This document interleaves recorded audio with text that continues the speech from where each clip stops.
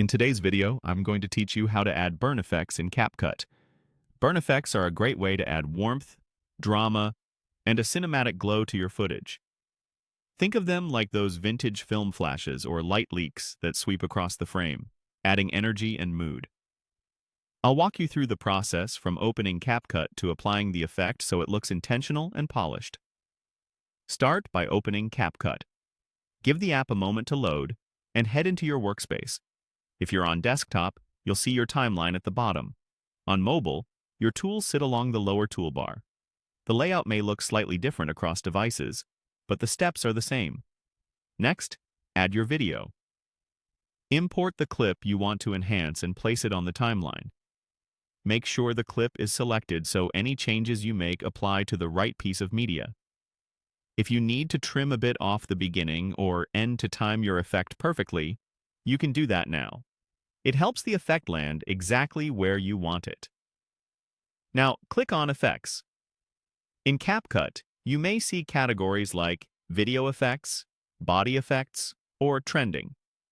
You'll want the section that applies an overlay to the whole frame, typically called Video Effects. Open that library so you can browse or search. Use the search bar and type Burn. This filters the results to effects designed to mimic film burn, light leak, or heat shimmer.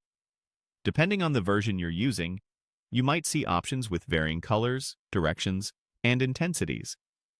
The preview thumbnails can help you quickly identify the style you're after, from subtle warm edges to bold flare bursts. Select an effect you like and apply it to your clip. Once it's on the timeline, you can refine it so it feels purposeful.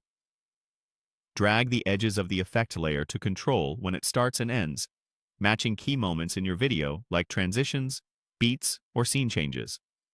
Open the effects settings to adjust intensity, opacity, color warmth, or speed if those controls are available.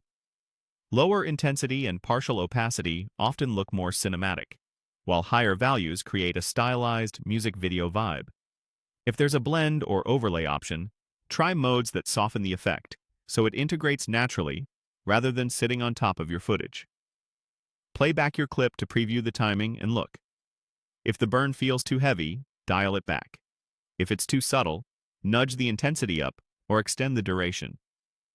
A little goes a long way, and balance is the key to a professional finish. And that's how to add burn effects in CapCut. Keep experimenting with variations to match your story and style.